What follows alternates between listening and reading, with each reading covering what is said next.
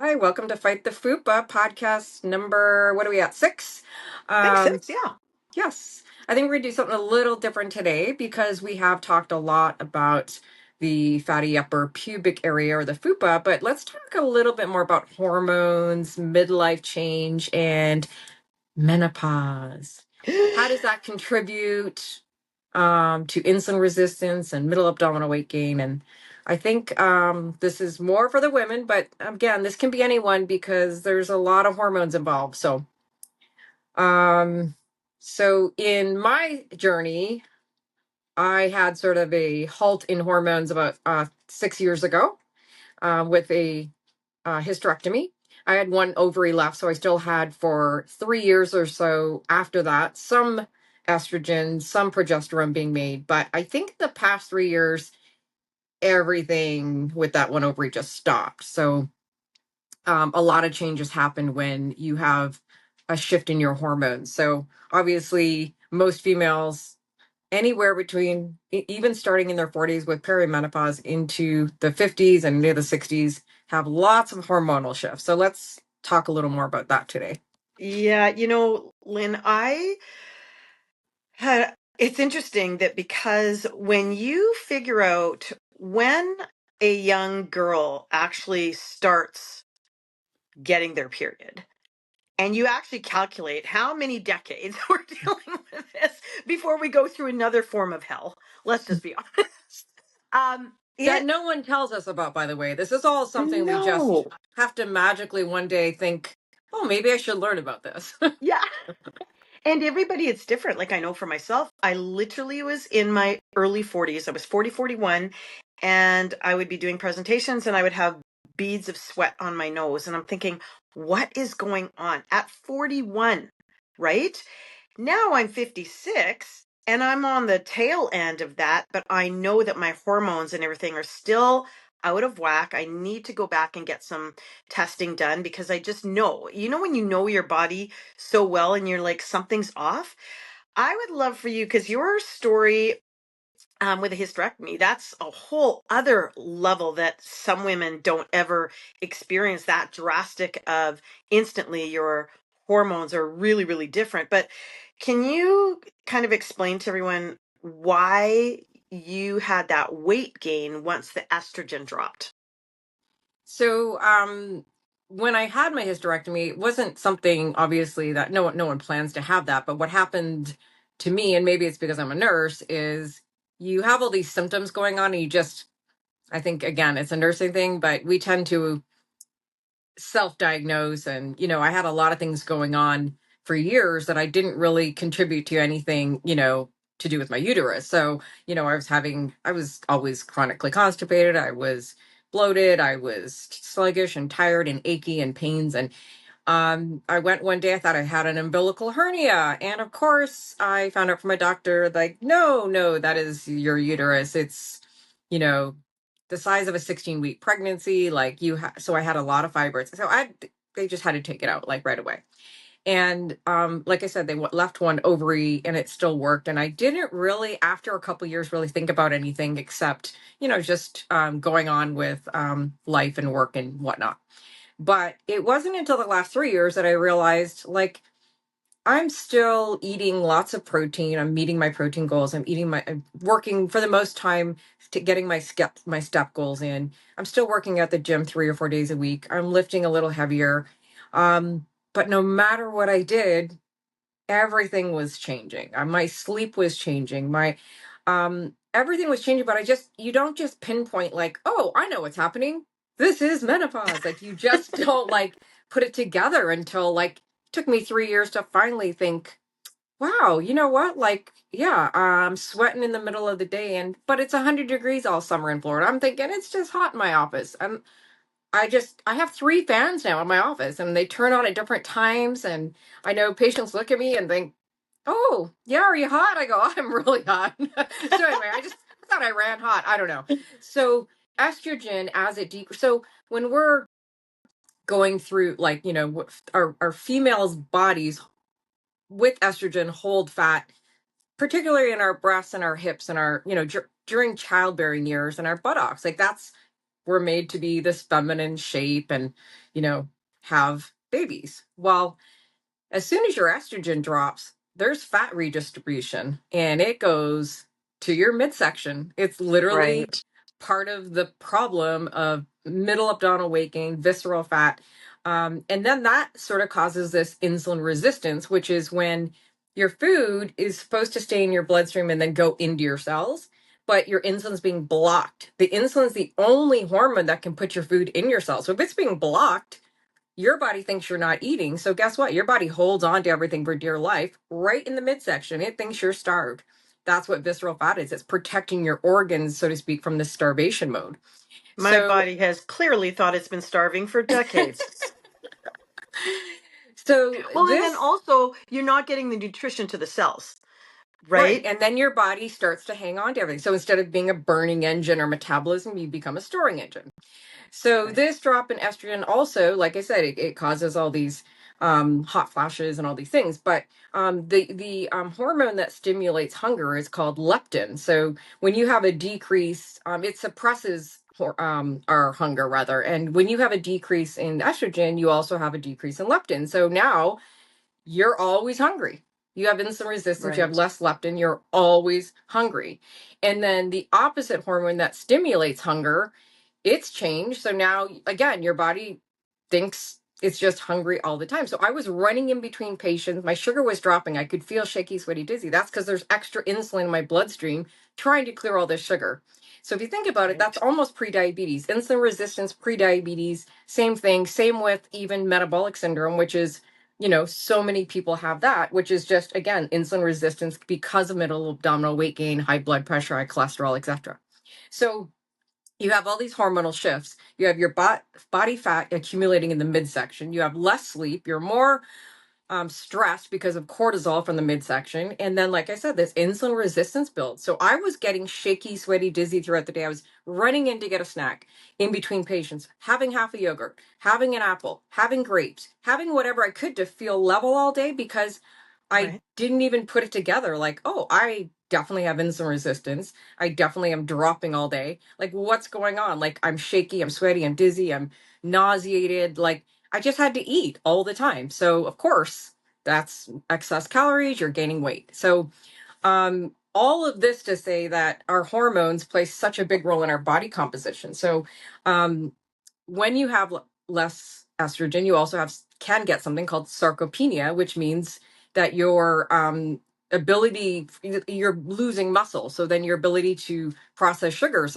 off because you're losing all your muscle. So we don't want to have less muscle, but our body composition is all shifting to more fat, less lean muscle, and it's harder to hold on muscle because of our hormones shifting. So Well, I um find it really interesting that I remember when I was younger, a friend of mine said to me, make sure that when you choose your family doctor, that you choose one who's about the same age as you.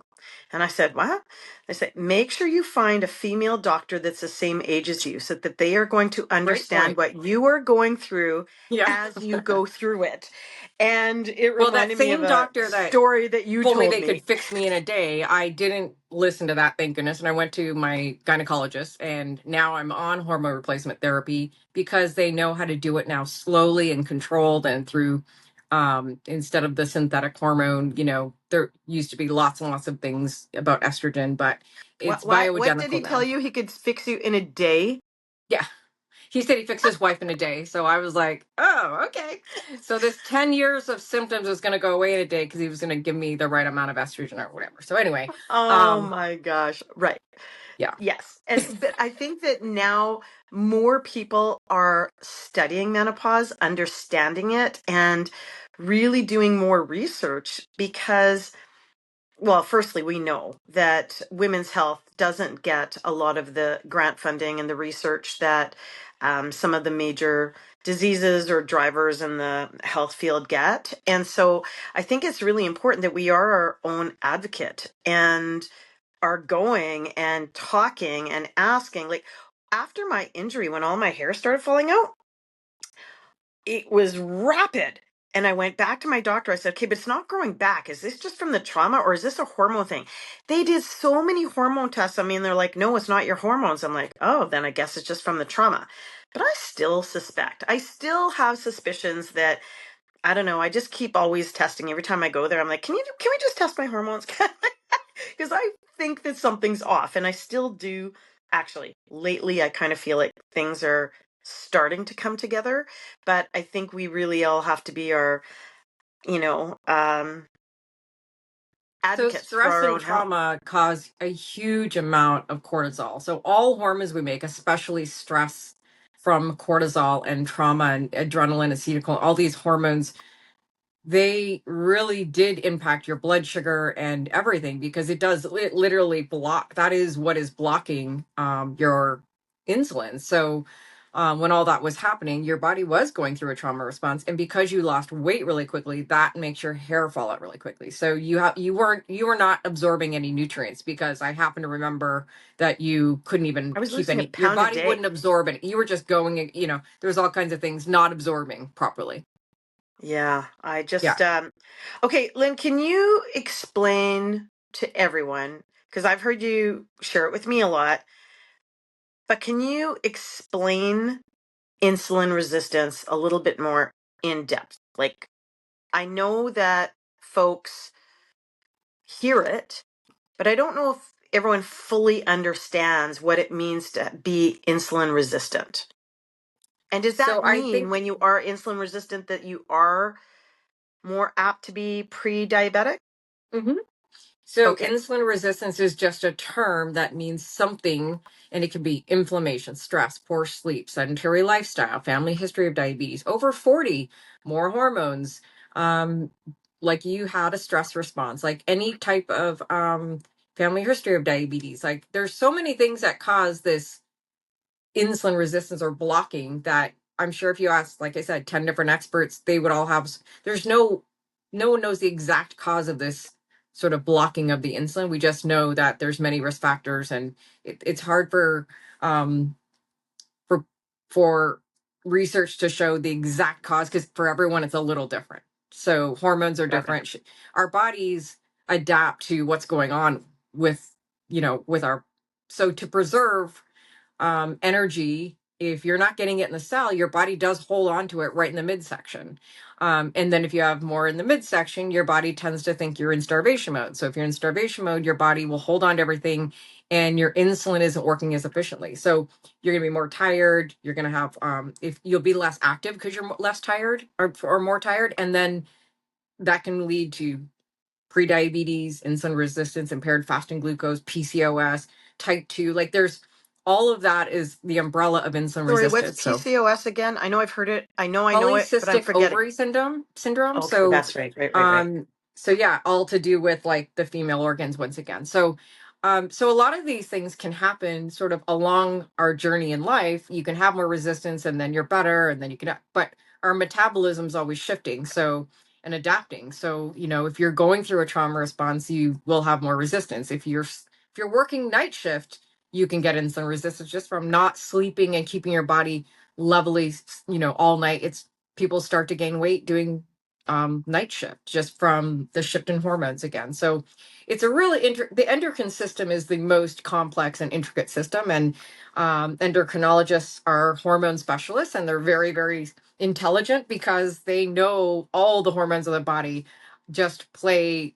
It's really fascinating, but your body just always balances itself, or um, adapts to whatever environment it's in. So if Interesting. someone's lost on a deserted island and they're walking for days and days and days, and they have water but they don't have food, like your body's metabolism will slow down and conserve energy for you, and you can go a long, long time without eating. So that's why someone with a slow metabolism, they can they can literally go all day without eating. Now someone that has a really fast metabolism, it's burning fuel fast, it's converting food into the cell fast, they almost need to eat every 3 hours. They're burning and burning and burning and staying lean. So everyone's metabolism changes over time too, and adapts, which is we see that a lot with just someone's stage of life and what they're going through. And for Okay, can you menopause, sorry, my brain went somewhere. Sorry, finish your thought. No, I was just saying with menopause, that's another whole thing where again our body has to adapt and shift and change, and that's all I was going to say. Is like, yeah.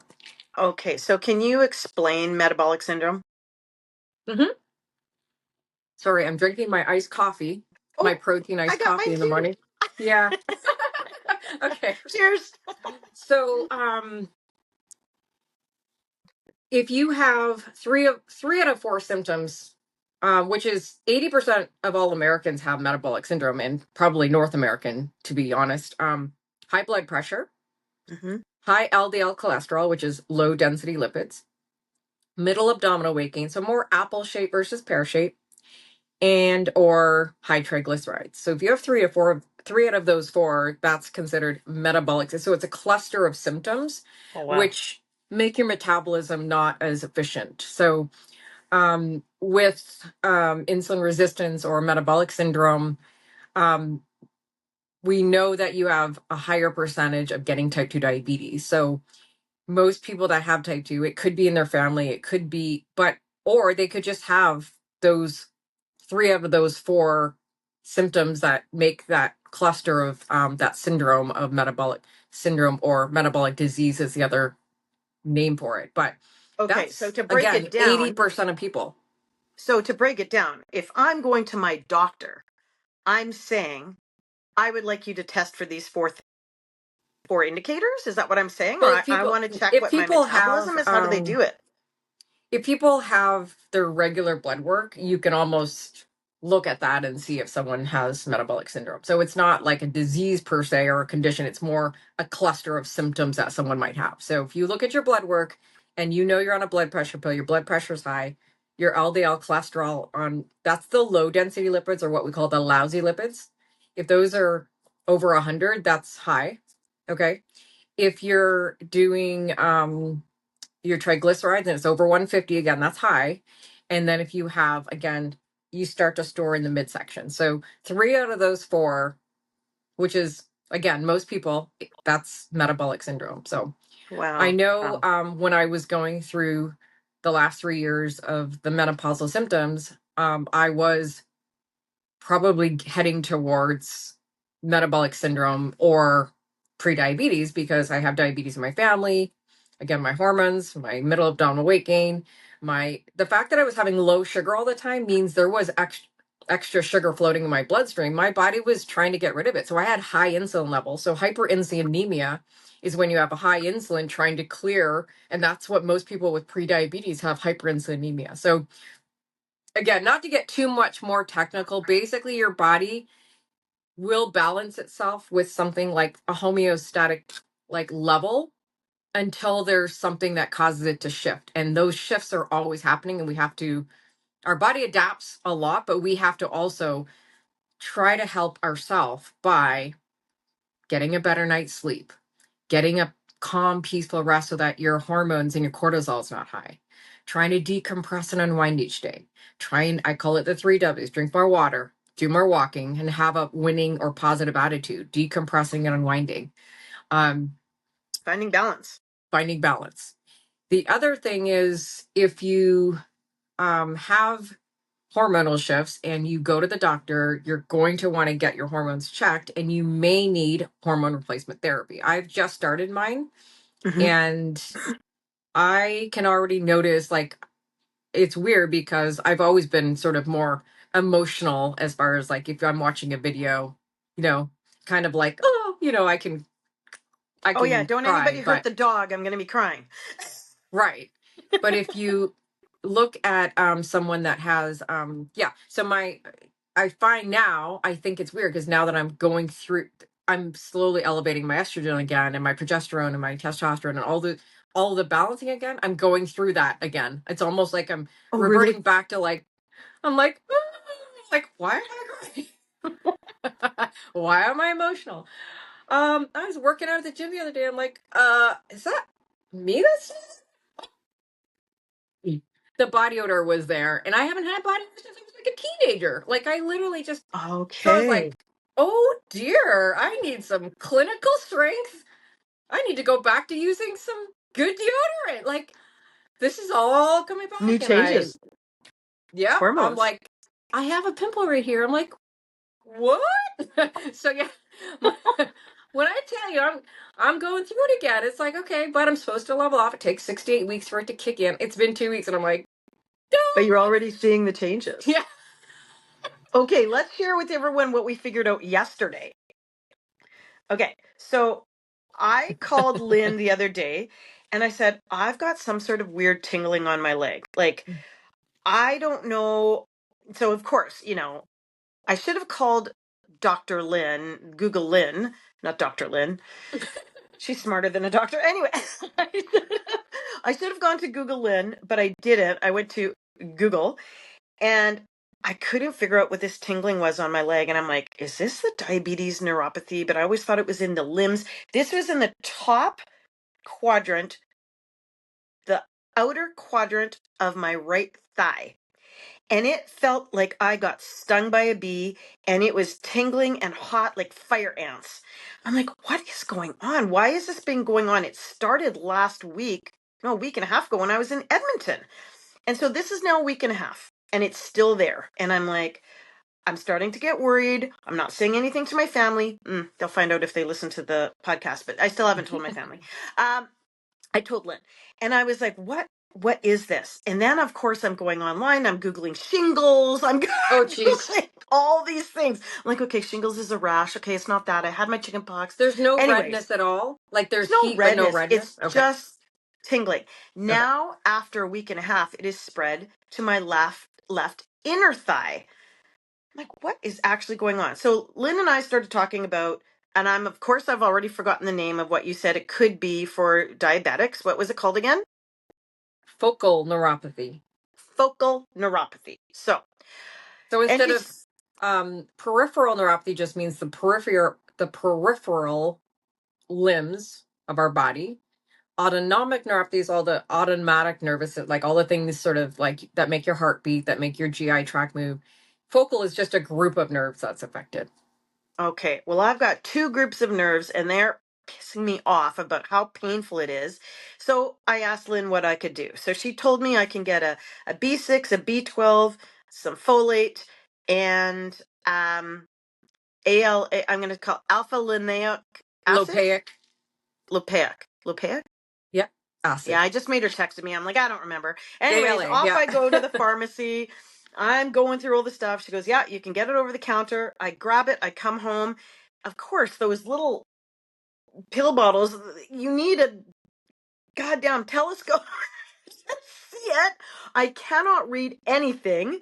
So I'm asking Lynn, how many do I take, etc., etc. As I'm sending her pictures of the back of these bottles to send to Lynn so that she can read it for me and tell me how many capsules, she's like, wait, hold on, hold up. She goes and she grabs her HRT stuff, that Supplement. It's a supplements that supplement. she Yeah. just got from her, whoever it was, health provider. Mhm. We do the comparisons of exactly what we're going. I paid $11.99 Canadian for my B6, B12, and my folate, and Lynn was paying $80 American for the For this exact special same, HRT supplement that came from a special pharmacy. yeah, special pharmacy. She's like, "Oh, girl, thanks, canceling that auto ship." I did right away. I was like, oh Instantly. my goodness. Yeah. And she said, I'm going to go and talk to my health provider and just say, hey, by the way, my girlfriend in Canada, where stuff is usually more expensive, got this for $11.99 off the Well, I went shelf. on Amazon right away and got 2 bottles for $15.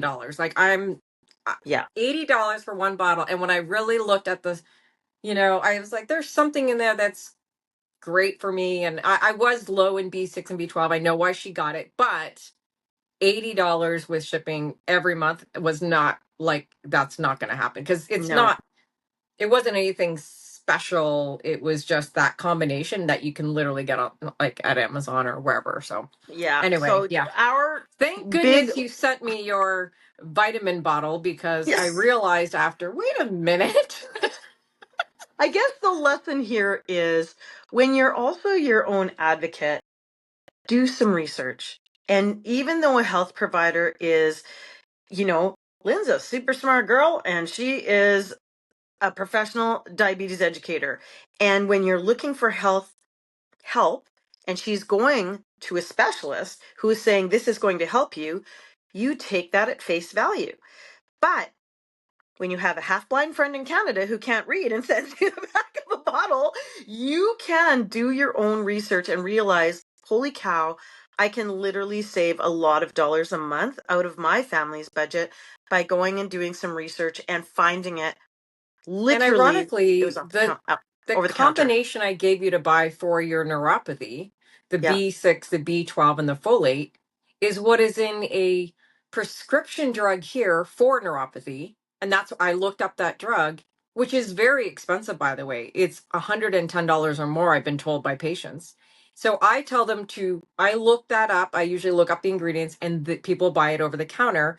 And it might be a higher concentrated dose they get, but still, if those help neuropathy, but I'm taking it for hormone replacement therapy supplementation, those vitamins obviously really help with, the deficiencies that we have, for our nerves to work, for our hormones, for everything. So, I mean, a lot of us must be deficient in some of those, because the same thing that I need to support my hormone replacement therapy, you need to support neuropathy, which is, yeah, again, interesting to say yeah. the It least. So, is. It is super interesting, yeah. and I'm just really grateful that I have the 1-800 call Lynn, and you Well, guys, to I be literally honest, FaceTimed everybody, her. I I FaceTimed know her. I'm like, listen, I'm also trying to find the magnesium, not the citrate. I'm trying to find the magnesium the glycinate is the glycinate. one for sleep. Yeah, Yeah.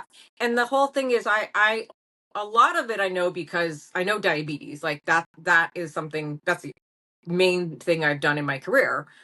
And the other thing is I've only learned sort of through my own journey of the last couple of years or needing it for whatever. So but a lot of these supplements, some of them are sort of sometimes just a buzzword, like a new thing that's come out, but a lot of them now are being researched. And so even the magnesium glycinate, I thought, well, I should ask my doctor about it. And literally that same doctor that, could have fixed my hormones in one day said, oh yeah, yeah, yeah, you can take that. That's fine. Like, but I'm thinking, well, you have to advocate, because what if you take too much? What if it's not good for you or your heart or whatever other meds you have? So anyway, I know that the glycinate is really useful to help reduce anxiety. It helps you sleep a little better. 400 milligrams a day. I did use it. I have used it. But the magnesium citrate is to help. It's more of a laxative effect. So two total, don't confuse those, friends. no. I had a patient. You just kind of reminded me that her husband was talking about his chronic constipation and this tea he's using that's really, really, really helpful. And of course, my ear perked up because I've kind of always had that issue. So he was like saying that there's magnesium in it. And his wife was like, wait, I've been drinking that tea.